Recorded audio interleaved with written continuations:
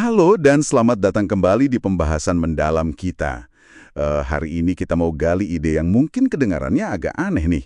Kenapa justru kita perlu, mendorong orang beda pendapat dan malah curiga kalau semua kok kayaknya setuju-setuju aja. Apalagi kalau lagi cari terobosan kan? Betul, betul sekali. Ini penting banget. Kita ambil pelajaran dari buku The Venture Mindset, khususnya bab 6. Di situ dibahas gimana para venture capitalist top, para VC itu, malah punya budaya setuju untuk tidak setuju. Jadi misi kita hari ini ya memahami kenapa sih beda pendapat itu ada nilainya, dan gimana ngelolanya biar produktif, belajar dari VC lah. Ada kutipan bagus tuh dari VC senior. Dia bilang, investasi terbaik kami semua lahir dari perdebatan sengit, banyak kontroversi. Yang dealnya mulus dari awal, malah seringnya hasilnya jelek. Agak kaget ya dengarnya. Kok bisa kesepakatan bulat malah jadi tanda bahaya? Nah, itu dia intinya. Di dunia VC yang penuh ketidakpastian, kesepakatan bulat itu malah bisa jadi red flag. Mungkin tandanya idenya kurang berani, kurang beda gitu buat hasilin untung gede. Kita kan secara alami ya, manusia itu maunya harmoni, hindari konflik. Ingat nggak eksperimen klasik soal monyet itu? Yang nggak mau makan jagung warna tertentu cuma karena ikut-ikutan kelompoknya. Oh iya ya, yang jadi tradisi buta gitu ya? Betul. Atau eksperimen ruangan berasap, di mana orang cenderung diam aja lihat bahaya, kalau yang lain juga diam. Kita ini gampang banget kejebak groupthink. Setuju cuma biar aman aja di kelompok. Dan bahayanya nggak cuma groupthink ya, tapi konsensus itu bisa jadi palsu kan? Mungkin karena ada politik kantor atau kepentingan pribadi gitu. Nah, itu dia. Contoh ekstrimnya kan di Enron dulu. Ada praktek manajer saling tukar nilai jelek buat bawahan mereka, buat amankan posisi sendiri. Jadi kelihatannya sepakat, padahal di dalamnya busuk. Ilusi kinerja, ilusi kesepakatan. Waduh, ngeri juga ya kalau gitu. Nah, tapi visi ini melihatnya beda banget ya. Reid Hoffman dari Greylock Partners malah bilang perusahaannya lebih suka investasi yang bikin timnya pecah. Separuh bilang, wah bagus. Separuh lagi, wah ini ide buruk. Kenapa bisa gitu sih? Bukannya malah cari aman ya kalau investasi? Justru itu dia, di situ potensinya. Ide-ide yang benar-benar disruptif, yang bisa ngubah pasar, ya seringnya aneh di awal. Nggak masuk akal buat banyak orang. Kalau sebuah ide semua langsung setuju, oh ya bagus, gampang banget gitu. Kemungkinan besar ya idenya cuma perbaikan kecil aja, bukan lompatan besar. Nah, visi carinya lompatan besar itu. Oke.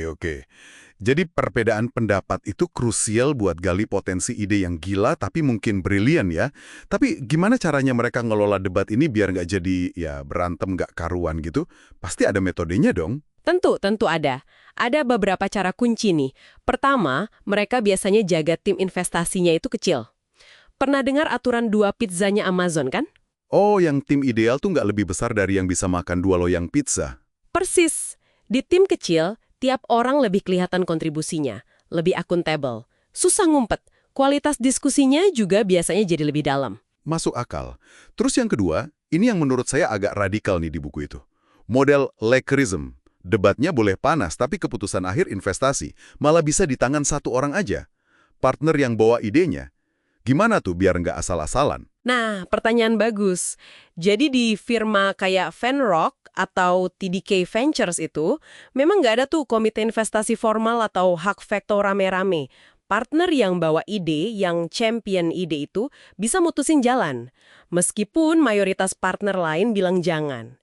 Tujuannya apa? Yaitu buat melindungi ide-ide brilian yang awalnya mungkin kedengaran aneh atau gila. Kayak Zoom dulu atau bahkan Yahoo yang katanya hampir ditolak cuma karena namanya aneh.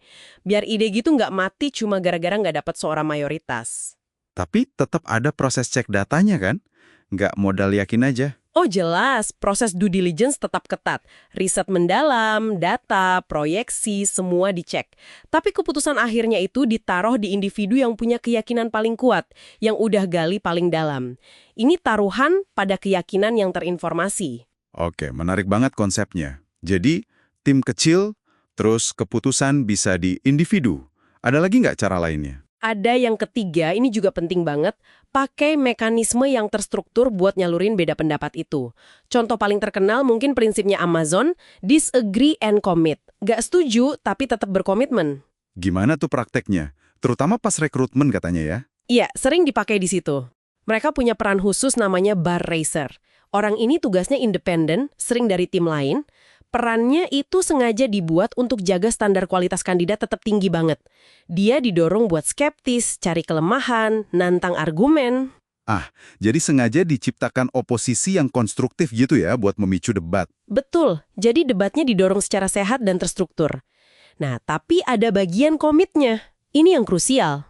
Maksudnya gimana tuh komitnya? Nah, setelah semua argumen keluar, data dibuka, debat selesai, terus keputusan akhir diambil misalnya, jadi rekrut si A atau enggak, maka semua orang di tim termasuk yang tadinya paling keras menentang, harus 100% komit dukung keputusan itu. Harus bantu menyukseskan. Nggak ada lagi tuh ngomong di belakang, tuh kan bener kata gue, atau sengaja nggak bantu. Mirip prinsip 3 musketir lah, 1 untuk semua, semua untuk 1. Debat selesai, fokusnya pindah ke eksekusi bareng-bareng. Wah, jadi jelas ya bedanya. Debatnya di depan, pas eksekusi semua satu suara. Persis. Jadi kita bisa lihat ya, setuju untuk tidak setuju ala visi ini bukan soal cari konflik atau debat kusir. Ini proses yang disiplin banget. Metode buat nguji ide secara habis-habisan, biar keputusannya lebih bagus di tengah kondisi yang serba nggak pasti.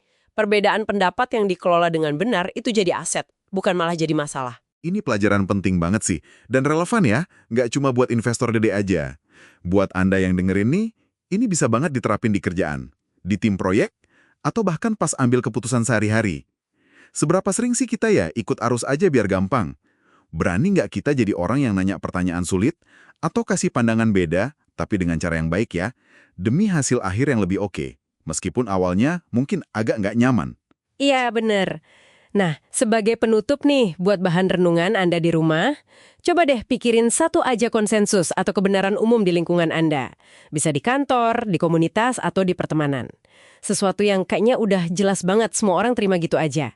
Pertanyaannya, jangan-jangan konsensus itu justru perlu kita pertanyakan lagi? Mungkin jawabannya bisa bikin Anda kaget. Pertanyaan yang menarik untuk direnungkan. Sampai jumpa di pembahasan mendalam kita berikutnya.